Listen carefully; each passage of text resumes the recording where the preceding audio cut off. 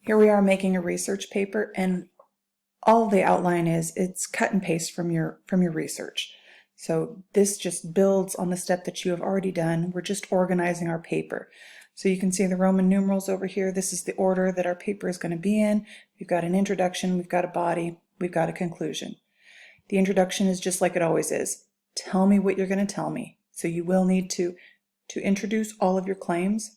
Conclusion, tell me what you told me. We're going to have to say all of our claims again. And then, of course, in the body, this is where we really elaborate our claims. All right, so I'm just going to start at the top. Introduction. You can put what your hook is going to be if you have some idea of what your hook is. If you don't, do not stress about this. I usually wait until the very end of my paper when I worry about the hook. But sometimes while you've been researching stuff, you find a really good hook. And so you go ahead and put it in. Sometimes we'll put the counterclaims in the introduction. Really, all I need you to do for a counterclaim is acknowledge that there's another side. Your counterclaim does not have to go in the introduction, however, and I've got something here at the bottom. Oh, right here.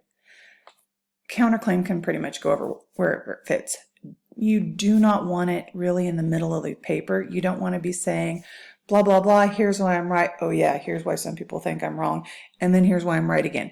Just go ahead and say at the beginning, acknowledge that there is another side, and then set out to prove them wrong. That's why you want your counterclaim at the beginning of your paper. Introduction is nice. The second paragraph is also a good one, a good place to put it, especially if you do need a little bit of background information. Then throwing the counterclaim in there works also.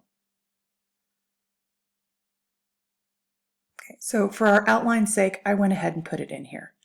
Please just go ahead and type up just a short little thing on what the opposing side thinks. I do not expect you to put this in your introduction. This is just going to remind you that when we actually write the rough draft, that you will have to mention all of your claims. But you do need to copy and paste your thesis statement in here. So that's why I made them larger fonts. If it's larger in font, then you're going to copy and paste from your research paper and put this in. All right, so make sure you've got your thesis statement, background information if it's necessary. For some of you, you might go ahead, you'll be citing more things because you'll need to say some background information. Your background information, you may not cite. It's just going to depend on how you're wording it. Some of you won't need background information. So this one, I could put if necessary. If you're doing something like voting age or drinking age or anything like that, or legalizing marijuana, you'll want to put some background information. You'll want to give us a springboard from where you can jump off on. All right, here's where we get to the really good stuff right here.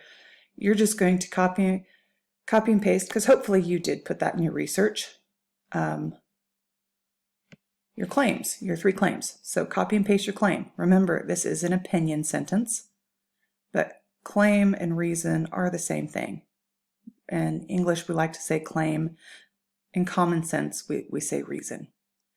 All right, so then from your research, make sure you copy and paste the 3 evidence that go with this first claim. I would strongly recommend that after you copy and paste the evidence,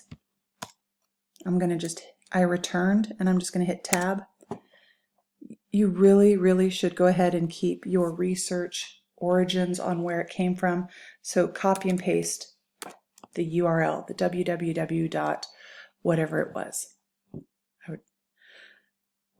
I'm going to erase that for now, because this is the draft that you guys all see, so I don't want to junk it up. Copy and paste all 3 evidence that support that first claim. Make sure that you keep where they came from. For the second claim, claim number 2 is on letter C. Make sure you copy and paste from your research all 3 claims that support that. Make sure you keep what websites each one came from. You do not want to mix these up. Okay, so a minimum, you do need 3 claims. Some of you, while glancing through your research, I did notice that you have more than 3 claims. If you want to go ahead and include a 4th claim to make a stronger paper, you can go ahead. That's going to be your choice. The 3 claims are the minimum. You can go above and beyond. So here's how you add another letter to this. You hit your return or enter button, and it gave me a 4. You can just hit the shift tab and it backs up. And then if you hit tab, it goes forward. Shift tab backs it up. And then of course my delete button just got rid of it. All right, so your outline is really just you're organizing your research. You're not doing anything new. This really shouldn't take a long time because you don't have to do anything for the conclusion.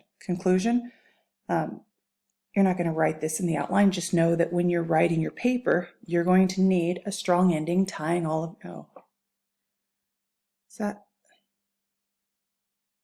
I'm not sure that's spelled right. Might have to fix that. Tying all your new claims together.